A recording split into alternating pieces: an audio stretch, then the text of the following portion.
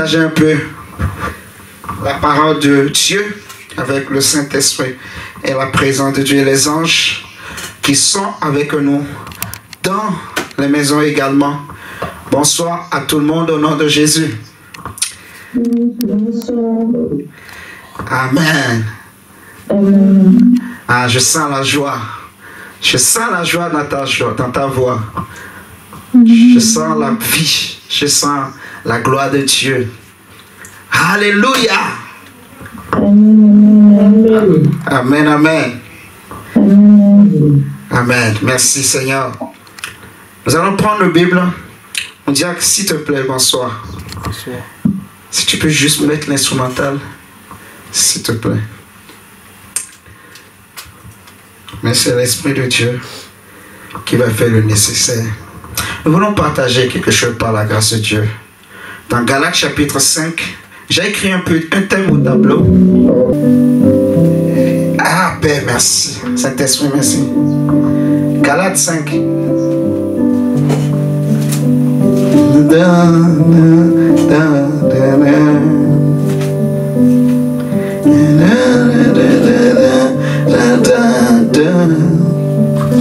Like ever see all who can grasp your infinite wisdom, who can fathom the depths of your love. I am beautiful, His creation, just in the above. I stand in awe of you. Je m'attends, sublimé par toi. Au grand roi, à qui toute la louange est due. Je me tiens sublimé par toi, Père. I stand. Oh, beautiful moment. Thank you, God. Seigneur, merci. Galates 5, verset 16 à 25. Peut-être on ne va pas faire toute la lecture, mais le thème est tiré de ce passage que le diacre avait utilisé également demain pour l'intercession. Galates 5, le verset 16 à 25. Je vais lire le verset. Bon, allez, je commence à partir du verset 16. Peut-être je vais sauter des versets. On dirait que tu peux baisser le volume un peu, s'il te plaît.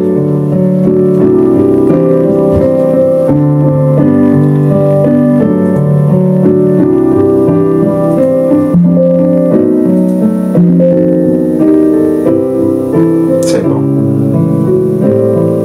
Merci. Je dis donc, marchez selon l'esprit et vous n'accomplirez pas les désirs de la chair. Car la chair a des désirs contraires à ceux de l'esprit et l'esprit en a de contraires à ceux de la chair. Ils sont opposés entre eux afin que vous ne fassiez point ce que vous voudriez. Si vous êtes conduit par l'esprit, vous n'êtes point sous la loi. Donc on va citer du verset 19 à 21, on va dire que or les œuvres de la chair sont manifestes. Ce sont l'impudicité, l'impureté, la dissolution, l'idolâtrie, ainsi de suite. Au verset 22, on dira que mais le fruit de l'esprit, c'est l'amour, la joie, la paix, la patience, la bonté, la bénignité, la fidélité, la douceur, la tempérance. On dira que la loi n'est pas contre ces choses. Ceux qui sont à Jésus-Christ ont crucifié la chair avec ses passions et ses désirs.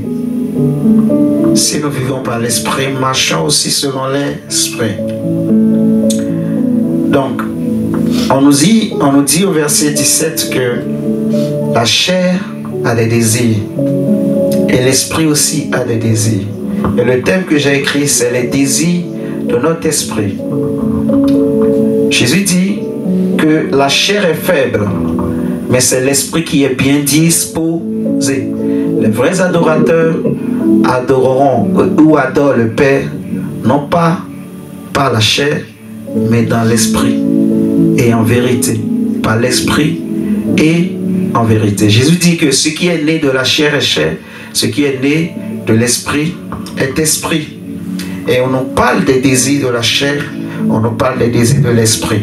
C'est ce que nous voulons voir ce soir. Lorsque nous lisons le verset 19 à 21, on nous cite les désirs de la chair. Le dimanche, on disait que rien qu'en regardant ce qu'on a habituellement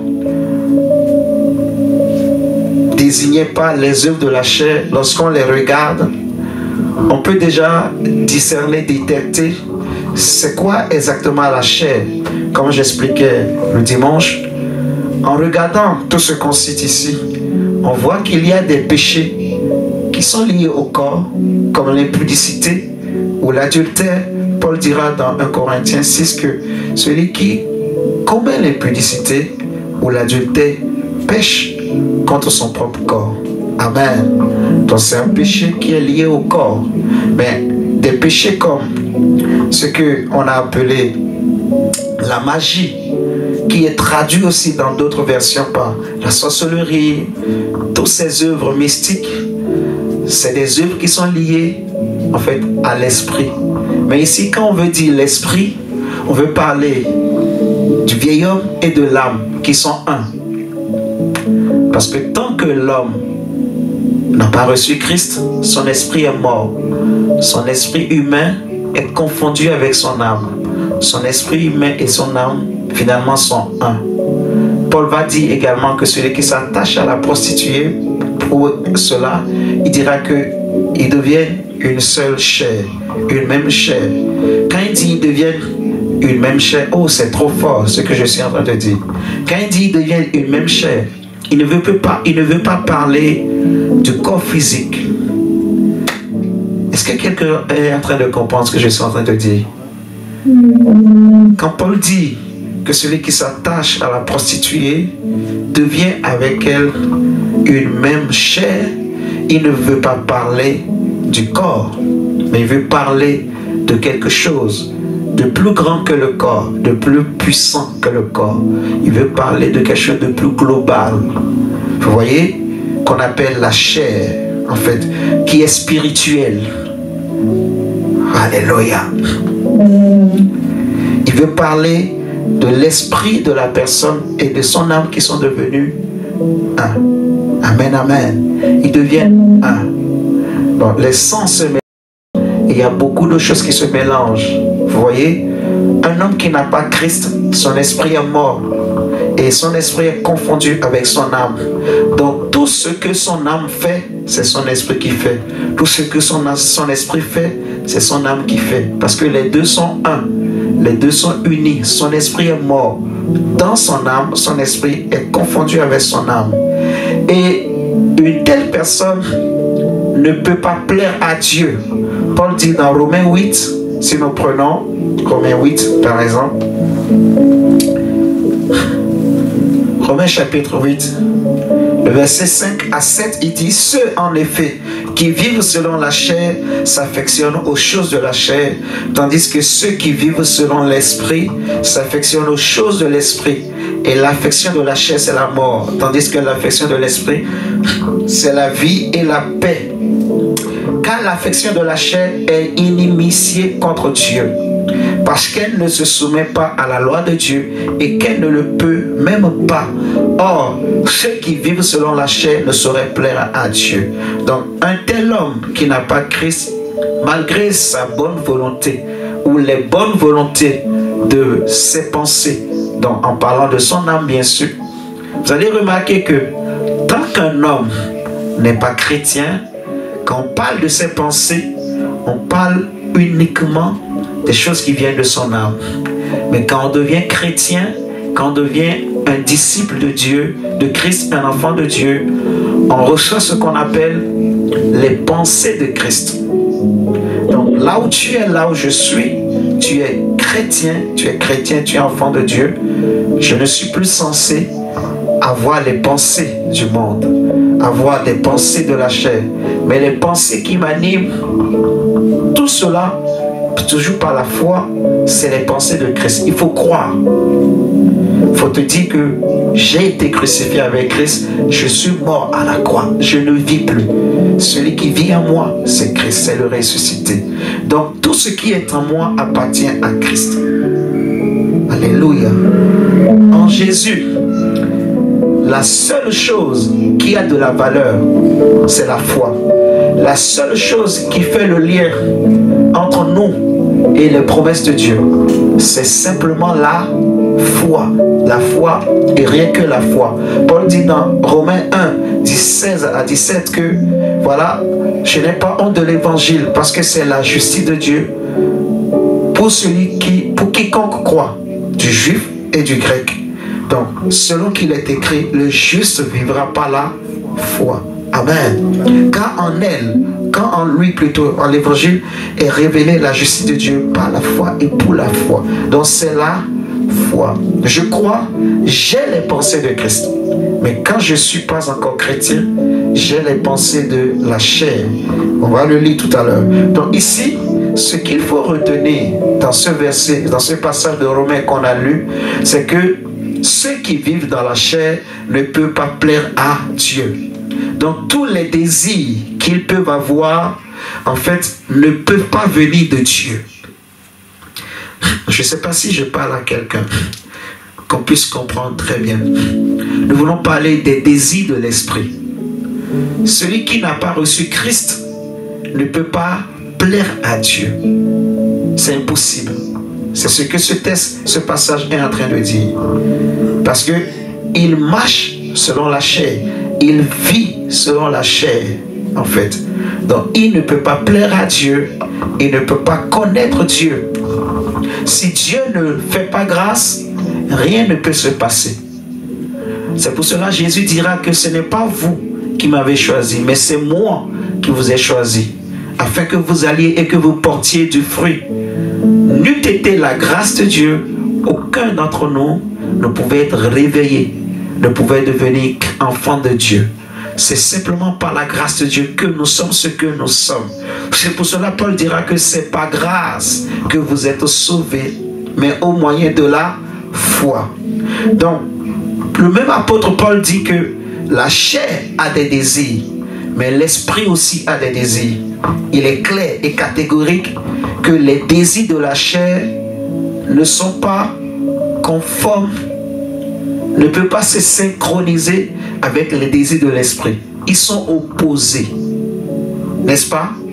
Les désirs de la chair sont opposés, sont contraires aux désirs de l'esprit. Donc là où l'esprit désire la prière, la chair, quand on dit la chair, j'insiste, ne pensez pas corps. La chair, c'est pour un non-chrétien, c'est son esprit qu'on appelle le vieil homme, plus son âme, plus son corps. C'est ce mélange-là. Vous me suivez? Mais pour un chrétien, quand on dit chair, quand on dit le chrétien vit dans la chair, marche dans la chair, on veut parler de son âme et de son corps. Du mélange de son âme et de son corps. Parce que le chrétien, son esprit est réveillé et séparé de son âme. Alléluia. C'est très important. Pour un chrétien, le vieil homme est mort à la croix. Le vieil homme qu'on appelle, en fait, l'esprit humain qu'on appelle le vieil homme est mort à la croix et il est ressuscité. Donc, il est maintenant un nouveau esprit. C'est pour cela qu'on dit que si quelqu'un est en Christ, il est une nouvelle créature. En apparence, il est le même. Mais intérieurement, c'est une nouvelle créature. Parce que la créature qui s'est levée dans Genèse 2, verset 7, a d'abord reçu le souffle. C'est le souffle en contact avec le corps qui a donné cette créature. Donc de la même manière, quand le souffle de l'Esprit de Dieu rentre en nous, le souffle de Jésus par la foi rentre en nous, en contact avec notre corps, il crée une nouvelle créature qu'on appelle l'homme nouveau en nous, en fait. Donc physiquement, extérieurement, on dira que c'est la même personne, mais intérieurement, ce n'est plus la même personne. La chair, quand elle désire péché, l'esprit désire sainteté, la prière. C'est opposé entre eux. On nous dit dans le verset 22, je crois, 22 ou 26, je crois, de Galates, ça doit être 26, si je ne me trompe pas. Non, 22, ouais, autant pour moi. Verset 22, on nous parle du fruit de l'esprit. Le fruit de l'esprit, en réalité, ce n'est rien d'autre que les désirs de l'esprit. Les désirs de l'esprit. Les désirs de l'esprit. Et j'aime bien ce thème parce que lorsque je parle du mot désir, ça te parle. Ça me parle en tant qu'humain. Tu sais c'est quoi un désir? Je n'ai pas forcément besoin de définir le mot désir pour un humain, pour un homme. J'ai des désirs. Tu as aussi des désirs. N'est-ce pas? Chacun de nous sait c'est quoi un désir. Qu'est-ce que je désire? Je sais ce que c'est que la chair. Je sais c'est quoi l'esprit. Mais les désirs de l'esprit, c'est ça le fruit de l'esprit. Les désirs de l'esprit. Si je veux marcher par l'esprit, je dois connaître c'est quoi je dois désirer. C'est pour cela Paul va dire dans Colossiens 3, il dit puisque vous êtes ressuscités avec Christ, recherchez. Ce qui veut dire désirer. Alléluia. Désirer les choses d'en haut. Désirer l'amour. Désirer la joie. Désirer la paix. Penser succès. Penser victoire. Penser réussite. Alléluia.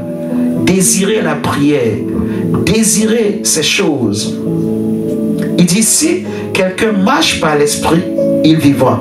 Mais si quelqu'un marche par la chair, il mourra. Parce que le salaire de la chair, ou le fruit de la chair, ou on va dire la conséquence de la chair, c'est la mort, c'est la corruption. Je bénis Dieu pour Romains chapitre 8. Romains chapitre 8 nous dit ceci.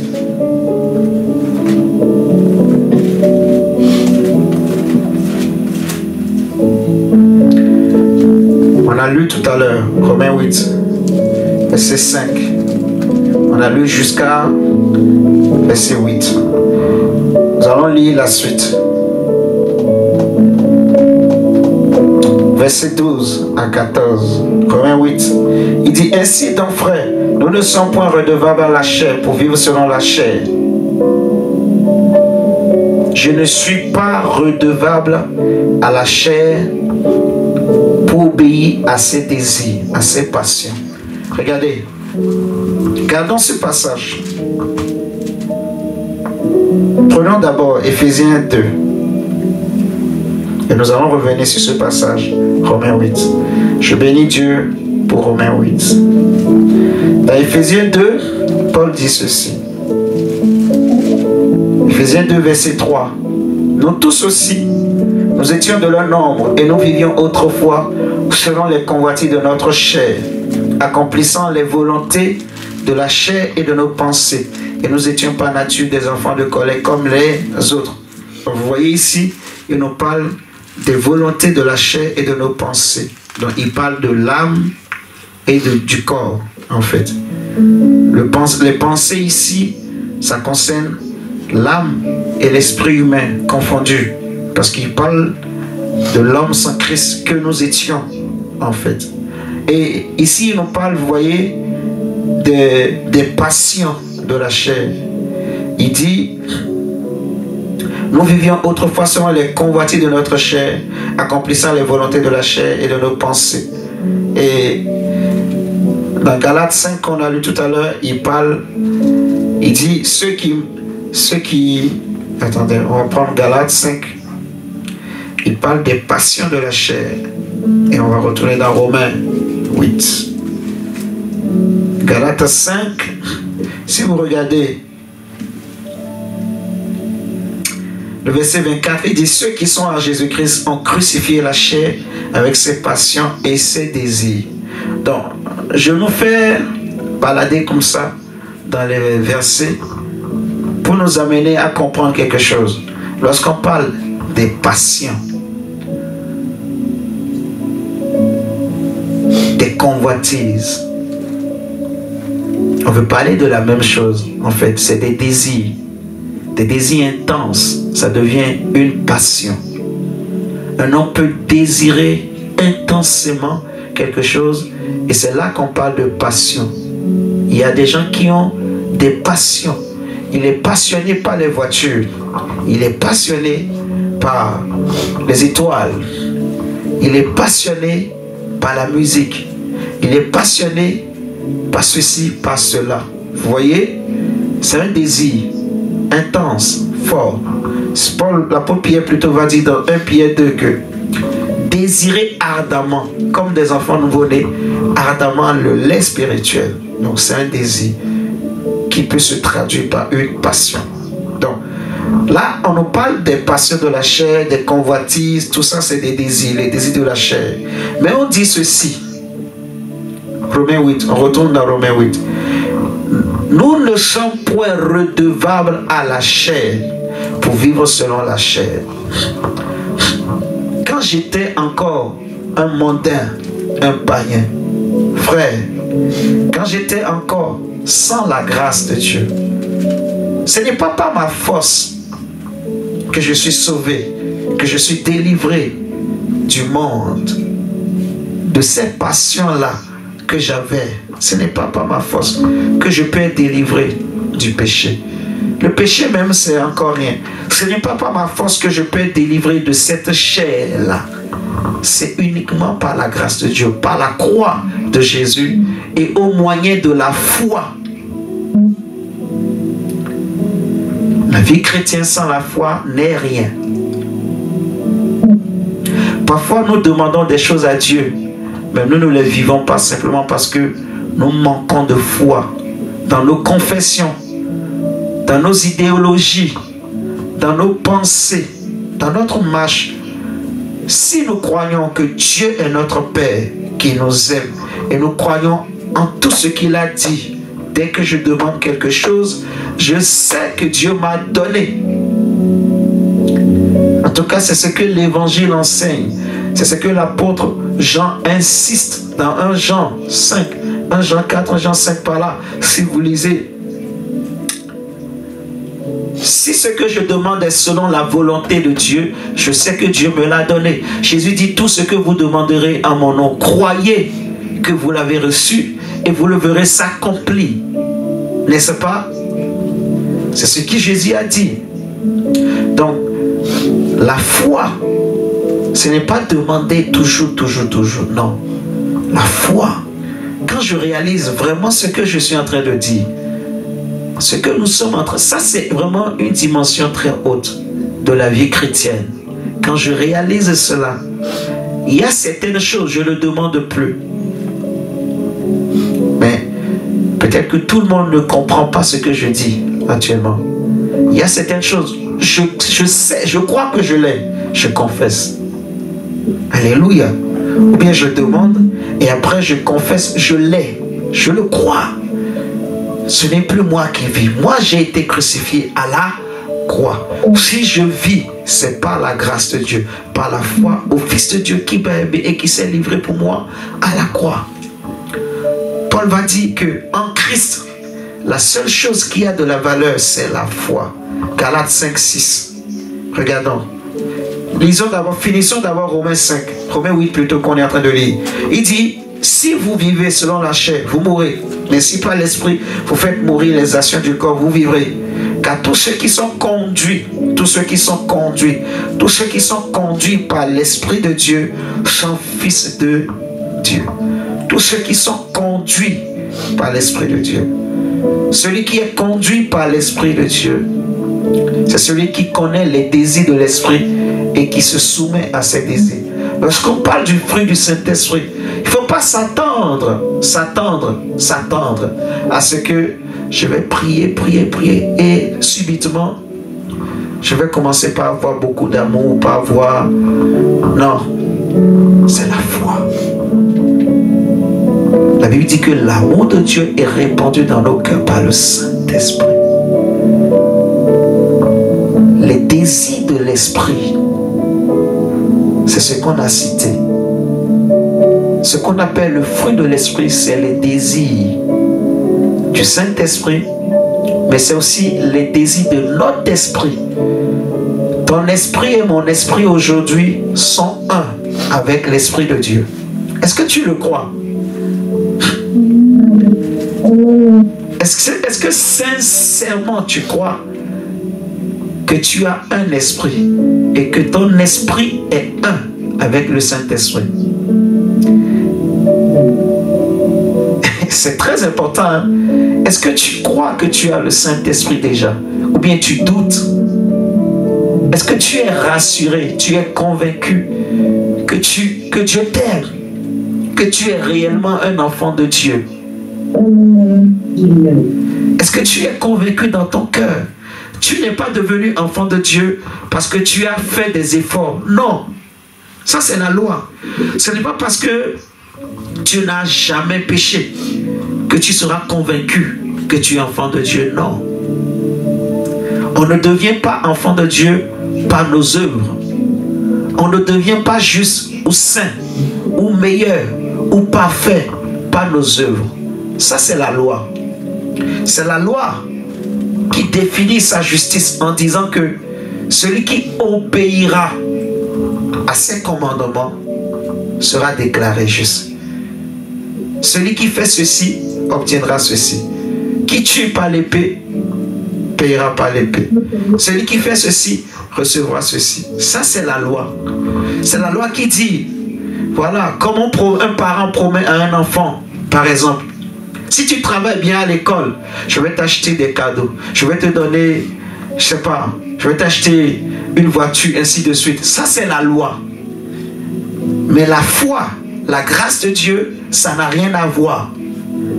Ce n'est pas un mérite, ce n'est pas une récompense. Non, c'est un don, un pur don, une pure grâce que nous recevons en Christ.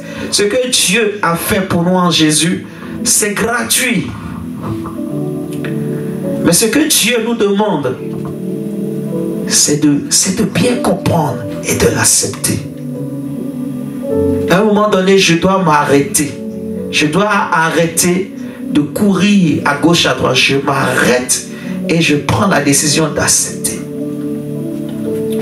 Alléluia. Donc, si tu as accepté Jésus-Christ comme ton Seigneur et ton Sauveur, et que tu es baptisé par immersion, tu es enfant de Dieu. Ce qui te reste, c'est maintenant communier avec ce Jésus qui est dans ton cœur, en priant, en méditant sa parole, en le cherchant. Tu vas voir, ta foi va commencer par grandir. Ta connaissance, ta compréhension aussi vont grandir. Amen. Et tu comprendras davantage les choses spirituelles. Donc, les choses que Dieu nous promet, nous, dans la Bible, il ne s'attend pas à ce que, en fait, on fasse des efforts pour les obtenir, pour les vivre. Non. Ce que Dieu veut, c'est simplement qu'on croit. Il faut croire. Il faut croire. C'est la foi. Amen. C'est la foi. L'amour de Dieu est répandu dans nos cœurs par le Saint-Esprit. J'ai les pensées de Christ. Je sais c'est quoi la chair. Je sais que tant que je suis dans ce corps, la chair me combattra. Je sais c'est quoi mon esprit. On a dit, même mardi passé, on a encore parlé de ça. Ma conscience, mon intuition, la communion. Donc je dois maintenant tourner ces choses vers les désirs de l'esprit. La paix. L'esprit aime la paix. Mais c'est la chair qui veut la guerre. Ils sont contraires. Je ne sais pas si vous comprenez. Les désirs de l'esprit. On appelle aussi les transports de l'esprit. Jésus fut transporté de joie. Il tressaillit de joie. En son esprit. La joie a rempli son cœur. Paul était irrité à la vue des idoles dans toute la ville. Vous voyez, ça c'est l'esprit. L'esprit n'aime pas l'idolâtrie, n'aime pas les idoles, n'aime pas les fétiches. toutes ces choses. Mais la chair prend plaisir. La chair aime. Je ne sais pas si vous comprenez. Donc c'est à moi de savoir c'est quoi les désirs. C'est aussi simple. Les désirs de l'esprit et les désirs de la chair. Je suis chrétien. Je ne suis plus redevable à la chair pour obéir à ses désirs.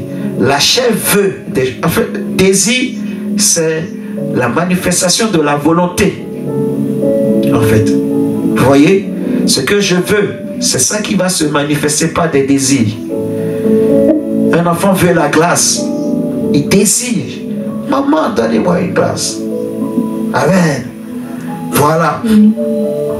Donc, je ne suis plus redevable, comme on a dit. Nous ne sommes point redevables à la chair pour vivre selon la chair. Non. Ça, c'est fort. C'est la clé. Donc, je ne suis pas obligé d'obéir à ma chair. Non. Je ne suis pas obligé d'accepter, de continuer de croire que je suis un pécheur, que je suis ceci, que je peux, tout ce que le monde demande, tout ce que le monde me dit, j'accepte, je fais. Non, non, non. Je suis enfant de Dieu. J'obéis au désir de l'esprit. Je cherche à connaître les désirs de l'esprit. Normalement, on ne dirait même plus, on ne devrait même plus dire plutôt le fruit de l'esprit. Parce que ça amène une confusion chez les chrétiens. Il faut plutôt parler des désirs de l'esprit. Et il n'y a pas que ceux qui sont cités dans Galates. La sainteté aussi est un désir de l'esprit. Mais la saleté, le péché, l'horreur, la violence, c'est les désirs de la chair. Les guerres, les querelles, c'est les désirs de la chair. La sorcellerie, c'est les désirs de la chair. L'impudicité, la magie, les choses occultes, les ténèbres, tout ça, c'est les désirs de la chair. Est-ce que tu peux dire avec moi, je ne suis plus redevable à la chair? Au nom de Jésus.